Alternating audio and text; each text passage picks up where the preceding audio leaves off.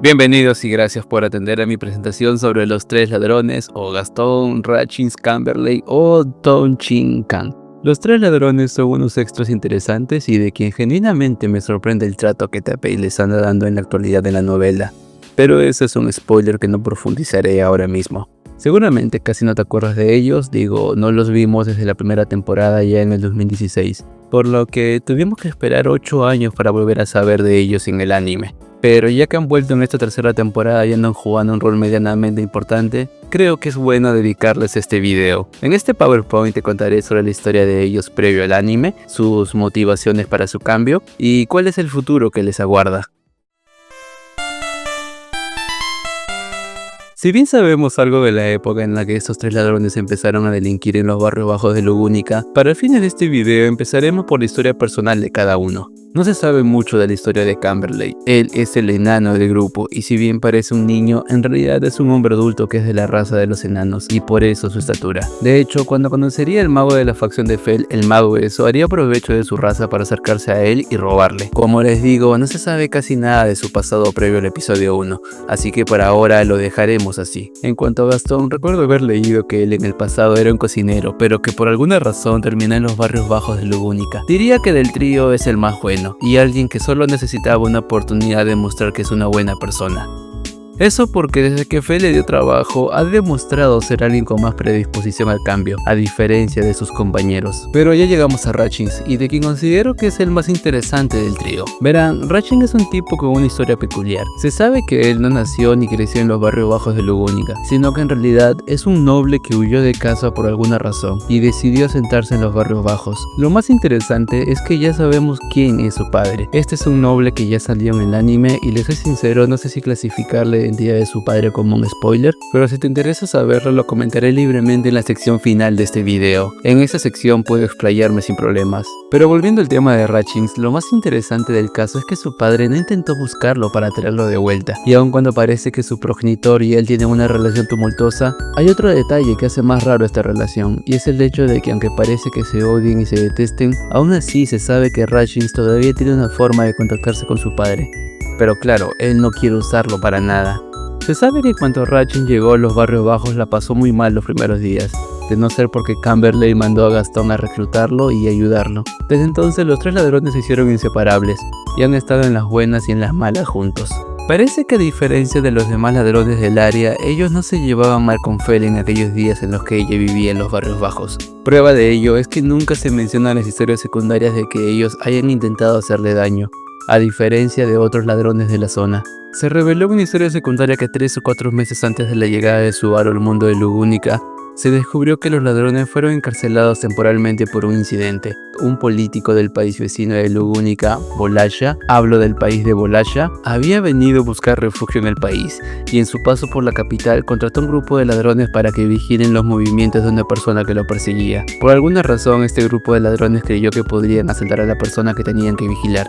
Grave error. La persona en cuestión era el mismo Cecil Lusekmun, alguien quien tiene el registro de haber empatado en una pelea con el mismísimo Reinhardt. Obviamente todos fueron derrotados en un pestañeo, pero se perdonó a Gastón, Camberley y Ratchins porque dieron información de la persona que los contrató. Después no haría nada relevante hasta el episodio 1, donde se sabe que aparte de intentar robar a Subaru, también intentaron robar a Ran y Emilia. Obviamente no pudieron con ninguna, pero al menos se merecen una medallita por el esfuerzo. Hasta acá sería su lore antes de la Season 1, pero sabemos que estuvieron medianamente activos entre la primera y la tercera temporada. Pero como el anime no lo piensa cubrir, pues tendré que hacerlo yo. Un poco después de que Subaru hiciese el ridículo en la selección real, Fell regresa a su antigua casa, que ahora estaba destruida. Allí, al contemplar las ruinas de su antiguo hogar, es interceptada por los tres ladrones, quienes intentaban robarla, pero aunque intentasen eso, se notaba que estaban atemorizados. No estaban con temor de Reinhardt, quien estaba resguardando a Fell en ese momento, no porque no supiesen su fuerza, sí lo sabían, pero simplemente había algo que les daba mucho más miedo. Ese es el hecho de que aparentemente habían fallado en hacer un encargo para Russell, el dueño del gremio de mercantes. Él apareció en la primera temporada y si bien solo parece una figura importante en los negocios, digamos que por ciertas revelaciones que hay en la novela, se sabe que es una persona mucho más importante y peligrosa de lo que parece. Pero esto es un secreto entre las personas de la alta sociedad, y adivinen quién es la persona que advierte que están jodidos. Es justamente Ratchins quien advierte de lo mal que está la situación para el grupo. Fue cuando ve la desesperación del trío de ladrones se apiada de ellos y les da trabajo, pero no lo hace por pena o algo así, sino que ella lo hizo porque dice que quiere cambiar el reino. Y si no puede cambiar la vida de estos tres desgraciados, entonces simplemente no estaría calificada para su meta más grande. Los ladrones entonces deciden aceptar el trabajo. Además, estarían cerca y protegidos por Reinhardt. Aun si Russell de verdad quisiera venganza, le sería difícil con el santo de la espada alrededor. Es así como los tres ladrones empezarían a trabajar para Fel. Aunque si bien en tiempos de la tercera temporada ya estaban completamente comprometidos con ella, en realidad esto fue un proceso. Al inicio de su estadía intentaba continuamente idear planes para escapar, pero conocer a Fel y saber de sus motivaciones para competir en la selección real hizo que poco a poco decidieran serle leales. Verán, Fel para convencerles les hizo notar de que aunque la razón por la que le salvase de Russell no era una razón noble, aún así ella sentía que quería cambiar el reino a su manera. Y esa manera sería a través de la forma de vida de un ciudadano de los barrios bajos del reino. Es por eso que ella necesitaba la ayuda de ellos, porque sentía que ellos comprenderían su forma de ver el mundo. Eventualmente cederían su lealtad y de esta forma empezaría un régimen duro de entrenamiento para ellos. Reinhardt se encargó de entrenarla a cada uno. A Gastón le ayudó a canalizar el método de la circulación de maná, mientras que aparentemente a Camberley y Ratchins les ayudó en el manejo de la magia. Mientras estaban a mitad de su entrenamiento pasarían los sucesos de una historia secundaria. Esta novela nos relata ciertos sucesos que pasó la facción de Fel entre la segunda y la tercera temporada. Las cosas se pusieron muy densas en este relato. Camberley fue acusado y secuestrado por un crimen que no cometió. Gastón, aún con la técnica de fortalecimiento de maná, fue golpeado seriamente por unos enemigos de la facción. Y solo quedaba en Ratchins, Reinhardt y Fel solucionar los problemas del campamento de ella. Si bien Reinhardt tiene la fuerza suficiente para poder deshacerse de algunos problemas, él no tiene la fuerza suficiente para poder sobreponerse ante ciertas situaciones que requieren más negociaciones o ingenios. Es acá donde Ratchins demostraría de lo que está hecho, y como tiene cierto nivel de educación se pone a negociar con la villana de esta historia. E irónicamente eso es lo que buscaba, porque había preparado el terreno para que de una forma u otra su propia derrota sea en realidad su victoria. Lo más interesante es que la razón por la que la villana accedió a negociar con él fue porque Ratchins le prometió conseguir una audiencia privada con su padre. Elaine, la villana, simplemente sabiendo de la importancia de su padre, no pudo evitar pasar esta oportunidad y accedió a la negociación cavando de esta forma su tumba. Algo curioso que mencionar es que sería en esa historia donde Camberley conseguiría novia, y Gastón también. Aunque en el caso de Gastón, él también hace de padre sustituto del hijo de una madre soltera. Y sería así como es que ellos llegan al episodio 1 de la primera temporada. Pero pasemos a la siguiente sección.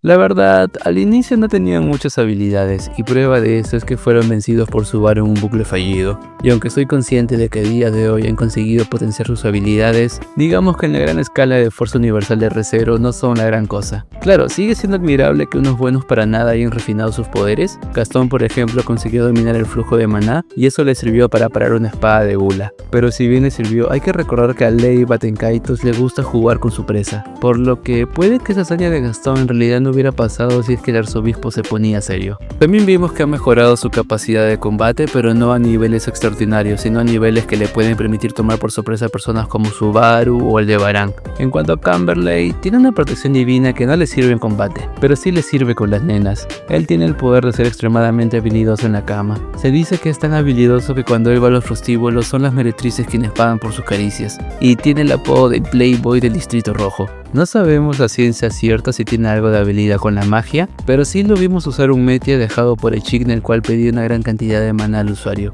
Él solo pudo usar el Metia porque en ese momento estaba bajo los efectos de un Boko especial. Si no saben qué es el Boko, es la fruta que dio maná a Subaru en el arco 2. Por último, creo que el que más ha mejorado es Ratchins, porque al menos para mí su entrenamiento es más sorprendente que el de Gastón. Ratchins ha aprendido a usar magia y no es que lo tenga a gran nivel, pero al menos vimos que estuvo dispuesto a poner en riesgo su vida a cambio de poder usar un gran hechizo de maná que termine con sus enemigos. Se dice como en ese momento hasta Aldebarán tuvo miedo y se sorprendió por la gran bola de fuego que invocó. Además, debido a su pasado como noble, él es el más listo de su grupo. No solo lo digo por la negociación que tuvo con Elaine, sino porque también vimos su ingenio al tratar de amenazar a Aldebarán. Lástima que no pudo salirse con la suya debido a ciertas cosas externas. Pero pasemos con la siguiente sección.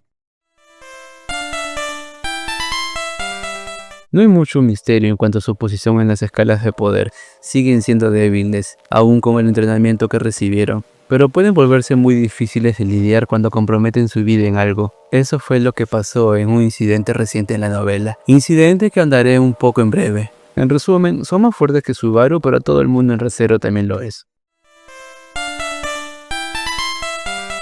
En cuanto a sus logros, no tiene nada bueno que resaltar. Son unos totales fracasados. Creo que lo único que podría decir es que al final del día, realmente solo necesitaban una oportunidad para mostrar que si se lo proponían, podrían ir por el camino correcto. Aunque ni yo ando tan seguro de esto, ya que en una historia secundaria vemos cómo es que Camberley aún está dispuesto a robar a gente, y esto podría traerle problemas a Fell. Es decir, no haría nada bien para la reputación de una candidata a la nación que uno de sus empleados esté en esas malas mañas. Quizás solo Rutchins y Gastón sean los más comprometidos con la causa de ayudar a Fell. Y llegamos a la parte que más quería hablar, la parte de spoilers. En sí, los ladrones estuvieron rascándose las bolas después del arco 5. O mejor dicho, después de la tercera temporada. Prueba de ello es que ni siquiera había historias secundarias acerca de ellos, solo sabíamos que estaban ayudando a la reconstrucción de la ciudad de Prestella, pero eso era algo que no tomó tanto tiempo. Unos 2 o 3 meses después de los sucesos de Prestella serían llamados por Fell para combatir contra el traidor Aldebarán. Ellos tuvieron el honor de ser los que dirigían ciertas tropas asignadas a ellos. Por ejemplo, Rutchins fue el que estaba en la batalla frontal dirigiendo a unos soldados, y fue el que negoció momentáneamente con Aldebarán. Hubiera terminado como el traidor y todo su grupo de no ser porque Aldebarán pudo rehacer las cosas. Cuando Rutchins se enteró que Heinkel, el padre de Reinhardt, estaba ayudando al traidor, se enojó tanto que intentó matarlo. Después de todo, Rutchins de cierta forma se ve reflejado en la mala relación que tiene Reinhardt con Heinkel, ya que a él le pasó lo mismo con su padre Riker Hoffman, un alto noble de la nación, quien se encarga de los modales de los miembros de la familia real. En ese momento, Rutchins afirmó que Heinkel era el principal problema de Reinhardt y una de las personas que más molestaba la existencia del caballero, por lo que, ahora que era un traidor, tenía la excusa perfecta para terminar con él. Y después de un ingenioso farol que lanzó, logró terminar con la vida de Heinkel, pero Aldebarán, quien vio lo que pasó, tuvo que intervenir y salvar a su aliado. Otra razón por la que me gustó tanto el personaje de Rutchins es porque debido a su insistencia y determinación para cumplir su deber por el bien de su señora Fell, parece que esto desbloqueó una especie de mal recuerdo de Aldebarán, quien colérico golpeó casi a matar a Rutchins, porque sabía que solo la muerte lo detendría de usar su hechizo final. Rutchins casi logra hacer que Aldebarán rompa su regla de no matar a sus enemigos. No se sabe por qué Aldebarán se encolerizó al ver a Rutchins tan determinado. Puede que ver la devoción que tenía él por Fell le hizo recordar a la devoción que tenía él por Priscilla. Como les digo, cuando leí esto lo leí con un traductor que no era tan bueno, por lo que puede que en realidad haya sido otra razón, pero ya releeré pronto esta parte, y cuando lo haga les diré mis impresiones. En aquella guerra también estaba Gastón, pero él no estaba al frente comandando a las tropas, sino que su deber era recordar al cabecilla militar Ron. Cuando Aldebarán en uno de sus tantos bucles logró divisar a Ron, fue sorprendido por los ataques de Gastón, quien lo dejaba automáticamente fuera de combate, por lo que nuevamente fue necesario hacer bucles. Incluso cuando había logrado neutralizar por completo a Gastón después de algunos intentos, Gastón no dudó en seguir peleando, aun si esto significaba perder una pierna en el intento. Por último, queda Camberley. Parece que Camberley tuvo la misión de estar al lado de su señora Fell para protegerla, así que cuando Gastón cayó, fue Camberley quien sorprendió a Aldebarán usando el mete que Chigna dejó y lo atacó. Aldebarán solamente pudo sobrevivir al impacto porque Sorin usó el cuerpo robusto de Heinkel como escudo humano. De todas formas, reconoció la habilidad de Camberley porque estaba usando un arma de Chigna que pide mucho, pero mucho maná. Y esta ha sido toda su historia, y al menos hasta el día de hoy que narro ese extracto. Actualmente solo están tratando sus heridas, mientras que parece que Ron y Rutchins están ideando una forma de poder rescatar a Fell, quien fue tomada como prisionera de guerra por Aldebarán. Agradezco a los miembros del canal y subs de Twitch. Ustedes son lo más cercano que tengo en este momento en sueldo. Pero dime, ¿qué te pareció la historia de estos 3 ladrones?